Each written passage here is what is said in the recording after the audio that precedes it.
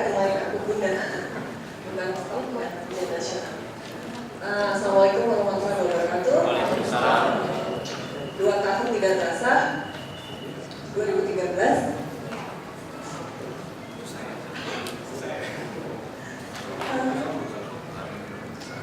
Andra kondisinya baik saja. Sekarang sekolah di SMP swasta. Kesulitan yang kami alami saat ini, berkata jujur itu tantangannya berat, sangat berat. Seperti yang digambarkan oleh psikologi dari UPI, itu yang kami alami. Kondisinya Abra sekarang masih dalam tahap ketakutan karena masih mendapat ancaman. Abra sekarang kelas 3 SMP, ancaman tidak boleh masuk ke SMA negeri yang di Jakarta. Jadi itu yang dialami Abra sampai saat ini. Saya sampai sekarang ini masih mencari-cari sekolah yang cocok untuk Abra.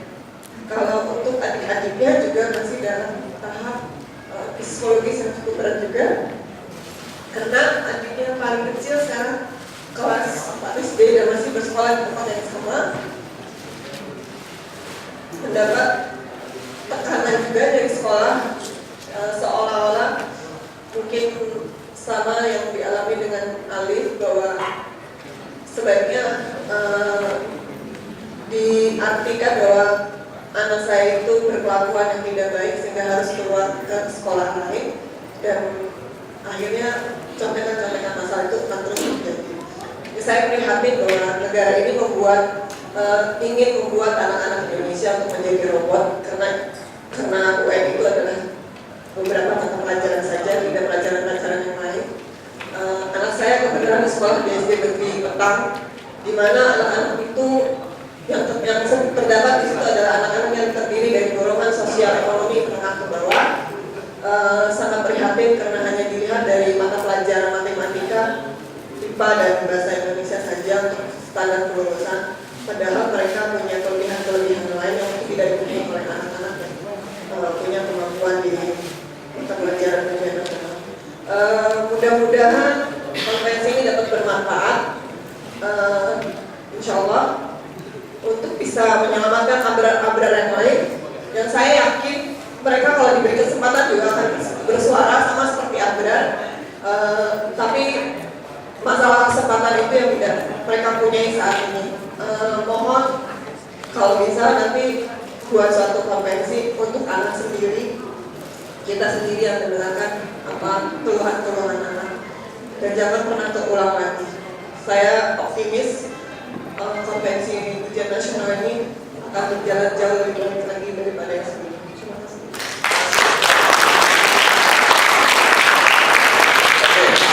Kasus sebelumnya ini terjadi barengan dengan kasus Bisyami di tahun yang sama. Bisyami di Surabaya waktu itu, kemudian dia diusir dari kampungnya, ya. Dan kalau kita lihat dari presentasinya Bu Iva tadi, sepertinya lebih banyak daripada sekitar 1-2 kasus, gitu ya. Tapi saya juga akan sampaikan kepada bapak-bapak yang itu, dan kemudian janganlah 1-2 kasus dianggap dijadikan generalisasi.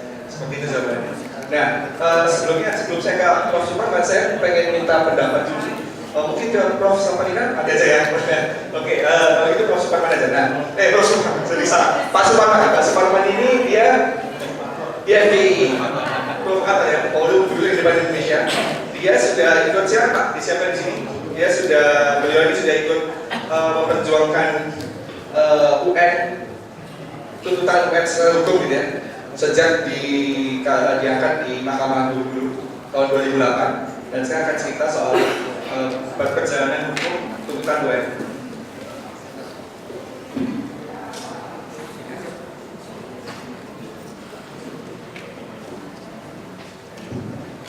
Baik, Assalamualaikum warahmatullahi wabarakatuh. Waalaikumsalam. Salam sejahtera buat kita semua, teman peserta konvensi rakyat.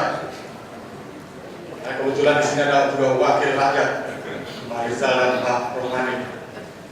Jadi teman-teman sekalian, saya di dalam undangan di konvensi rakyat ini disebut akan meninjau UN dalam perspektif hukum. Sebenarnya bukan ahli hukum saya yang punya kompetensi untuk meninjau itu, tapi hanya pembawa informasi saja dari perjalanan gugatan ujian nasional sejak tahun 2004 sebenarnya, ya, sampai kemudian Komnas HAM, ya, Komisi Hak Asasi Manusia itu mengeluarkan rekomendasi untuk kepada Presiden dan sebagainya. Jadi Bapak Ibu teman-teman sekalian, ujian nasional ini sudah digugat secara hukum sejak tahun 2004. Itu saat itu saya dan beberapa teman termasuk Pak Lodi, dosen UGIP, dan beberapa teman guru Pak Amir, Pak Sugiono di Jakarta ini melakukan judicial review terhadap peraturan Menteri Pendidikan Nasional pada tahun 2004 tentang ujian nasional. Nah, JR-nya itu adalah ke Mahkamah Agung. Tapi ternyata prosesnya begitu sangat lama. Kalau judicial review ke Mahkamah Agung cukup lama, 2 tahun Bapak Ibu, baru tahun 2006 itu keluar hasil keputusannya. Dan ternyata hasil keputusan itu kita dikalahkan oleh Mahkamah Agung. Alasannya karena memang hampir mirip-mirip lah, bahwa Mahkamah Agung itu melihat standarisasi itu sangat penting dan masih diperlukan, sangat diperlukan ya, oleh pemerintah Indonesia. Oleh karena itu apa yang dilakukan oleh pemerintah Indonesia, kementerian itu adalah sesuatu yang benar. Itu kebijakan itu benar, peraturan Menteri Pendidikan Nasional waktu itu. Jadi kita dikalahkan. Nah, disitulah kemudian ini pertanyaannya mungkin mengapa sih harus melakukan gugatan hukum? Jadi sebenarnya ada beberapa poin. Pertama, karena pintu dialog ini sudah tertutup. Pintu dialog yang bagaimana? Tadi sudah Bu Elin, mewakili akademisi dan mungkin juga nanti Pak Iwan dan sebagainya teman-teman, itu sudah menyampaikan sejumlah pemikiran-pemikiran waktu itu sekarang. Tapi ternyata tidak didengar. Kemudian juga para pendidik, masyarakat kritis itu sudah menyampaikan pemikiran-pemikiran tentang kebijakan ujian nasional kepada pemerintah. Tapi ternyata akhirnya pintu ini tertutup. Pintu dialog tertutup. Tidak hanya kepada pemerintah, dan ini mungkin Pak Romani dan Pak Irzal, ya, DPR pun ternyata juga menutup pintu akhirnya. Ya, yang awalnya DPR itu bersemangat berpihak kepada rakyat waktu itu, ya, berpihak bahwa mengatakan ujian nasional ini adalah sesuatu yang bertentangan dengan undang-undang sistem pendidikan nasional, tapi pada akhirnya pendidikan yang kita banggakan ini jatuh kepada ranah politik, kompromi politik, dan akhirnya ujian nasional jalan terus. Nah, itulah kemudian keluar peraturan pemerintah tahun 2005 nomor 19 tentang peraturan pemerintah tentang standarisasi nasional, standar nasional pendidikan, yang kemudian semakin memperkuat posisi UN ya sebagai dasar hukum di pemerintah untuk menjalankan itu. Nah, cuma sayangnya memang PP 19 itu tidak pernah di judicial review oleh masyarakat. Waktu itu karena ada batasan dari Mahkamah Agung untuk melakukan judicial review ke Mahkamah Agung dalam waktu sekitar 3 bulan, sehingga setelah 3 bulan tidak bisa. Tapi saya dengar juga sekarang ini sudah tidak ada lagi batasan itu diperlakukan di Mahkamah Agung. Nah, oleh karena itu mungkin nanti ada teman yang menyampaikan akan memberikan semangat dengan perubahan PP 19 menjadi PP 32 dan tanpa ada perubahan sedikit pun dengan kebijakan UN ini, bisa saja kita kemudian bersepakat di konvensi rakyat ini untuk bersama-sama melakukan gugatan terhadap PP 32.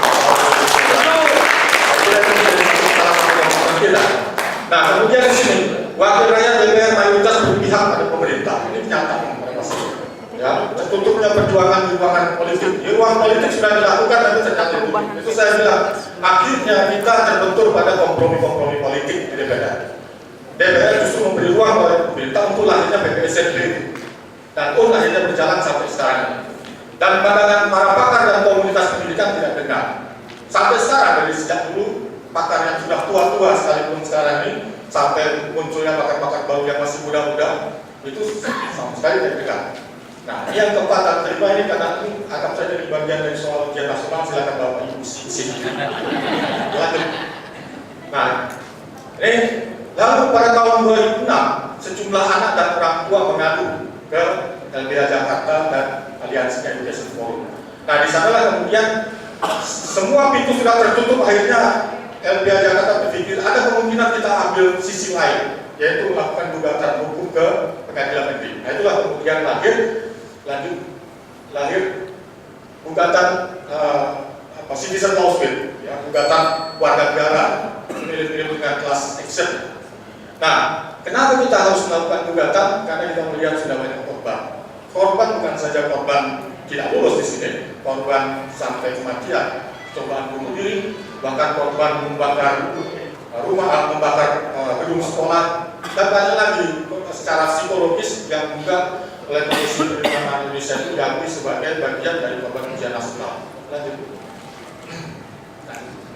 Nah, ini berita-berita tentang korban yang ada pada saat tahun 2006 itu. Lanjut berita juga. Nah, atas dasar itulah kemudian kita tidak lagi mengajukan gugatan itu dengan perdebatan akademis, karena perdebatan akademis itu sudah sangat relatif sekali. Jadi ketika kelompok penentang itu mengajukan pemikiran-pemikiran yang sangat kritis, itu pemerintah sudah mengatakan itu kan pemikiran Anda. Kami juga punya akademisi yang bisa juga mengajukan pemikiran-pemikiran yang kritis yang membenarkan kebijakan ujian nasional.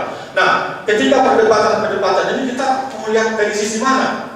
Karena kemudian harus ada tengahnya, harus ada jalan tengahnya supaya bisa menyelesaikan persoalan yang sangat relatif ini. Oleh karena itulah mungkin waktu itu kita melihat, udah kita lakukan gugatan hukum saja, ya. Maka kemudian lahirlah gugatan citizen lawsuit itu pada tahun 2006. Ini dilakukan oleh 58 perwakilan warga negara.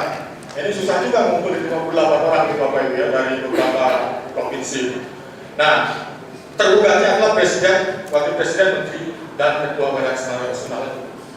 Nah, dasar hukumnya Bapak Ibu tidak lagi persoalan-persoalan akademis, tapi kita tarik bahwa ini merupakan kebijakan yang melanggar hak anak. Nah, intinya itu saja.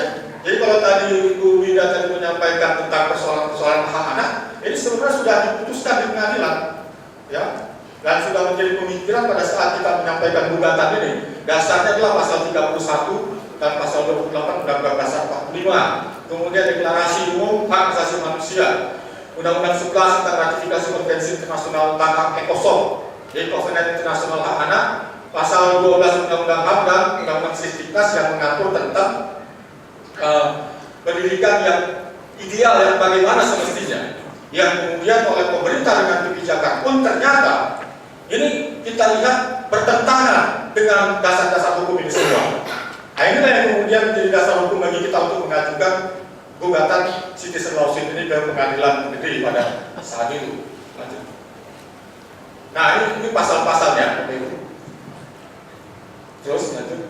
Ini bunyi pasal. Nah, misalkan di sini yang tadi balik ke ini. Lanjut. Nah, ini jadi pendidikan harus diarahkan pada perkembangan kepribadian manusia seutuhnya. Ini bunyi dari Covenant Internasional Hak Ekosom, dan kesadaran akan harga dirinya dan memperkuat penghormatan atas hak-hak asasi. Nah, kita nilai kebijakan ujian nasional ini tidak sesuai dengan pasal ini. Lanjut. Nah, lanjut. Terus. Nah, ini Undang-Undang Sistem Pendidikan Nasional yang kita sudah sering kali diskusi lah ya. Tujuan pendidikan nasional, ya, pendidikan nasional adalah usaha sadar terencana untuk menunjukkan suasana belajar dan proses pembelajaran, ya, agar peserta didik secara aktif mengembangkan potensi dirinya. Ini Pak Satria Dharma ini kajiannya sudah sangat dalam bahwa itu sebenarnya tidak sampai, ya, ujian nasional itu tidak sampai ke sini. Lanjut. Nah, kemudian di sini wakil rakyat DPR mayoritas berpihak pada pemerintah. Ini catatan masih. Ya, tertutupnya perjuangan di ruangan politik. Di ruang politik sudah dilakukan tapi ternyata ditutup. Itu saya bilang, akhirnya kita terbentur pada kompromi-kompromi politik di DPR. DPR justru memberi ruang kepada pemerintah untuk lahirnya BPSMP itu. Dan pun akhirnya berjalan sampai sekarang. Dan pandangan para pakar dan komunitas pendidikan tidak benar. Sampai sekarang dari sejak dulu pakar yang sudah tua-tua sekalipun sekarang ini sampai munculnya pakar-pakar baru yang masih muda-muda itu sama sekali tidak benar.